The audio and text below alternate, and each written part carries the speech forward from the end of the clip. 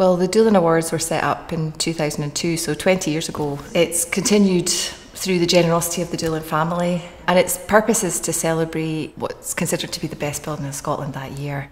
So I think these awards allow us to have that conversation and to put that on a platform for everyone, regardless of being an architect or client or whatever, everyone to have a really good insight and conversation about the value of good design and what it can bring.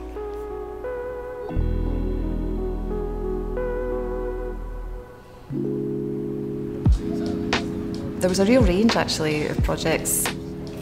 Two of the projects were really progressive places of learning.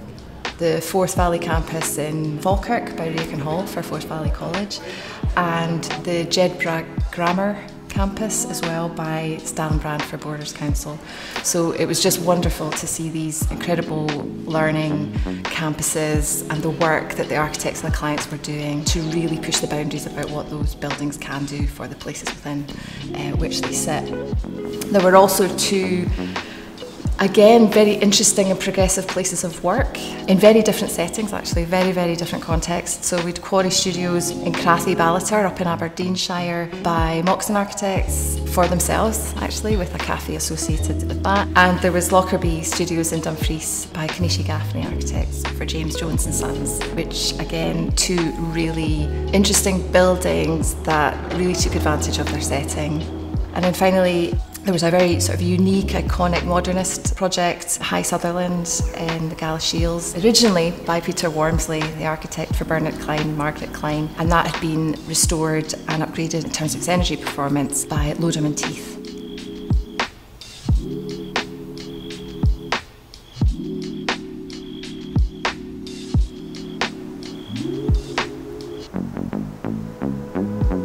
Quarry Studios stood out for a number of reasons. One of the things that was really key was the ambition of the project, but the way that that had been carried out with a kind of modesty and carefulness to the site and the context that really stayed with us, I think, as a panel. I think it sort of seemed to unfold, as you experienced the building, and so there was a level of surprise and calm in a sort of authentic way in terms of that approach to landscape and place. The site is quite interesting because although we're in this wonderful landscape here, it's actually a brownfield site.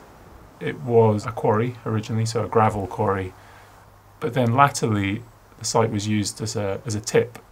So it made sense to take the building and sort of push it back into the landform and then allow that kind of open, relatively flat area in the middle to become the landscape, so to bring the woodland back down into the site.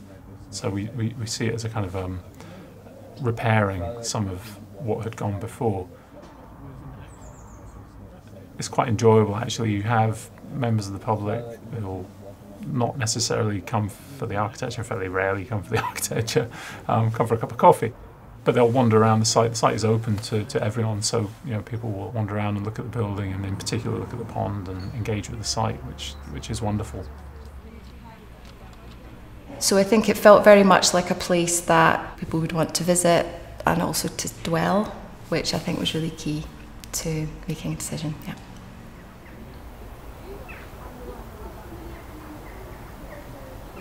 We had the pleasure of actually going to visit these buildings in their setting, meeting the clients and the architects together to really talk about architecture, talk about what these people were doing and talk about what it was offering, not just to the clients and the setting itself, but to society at large.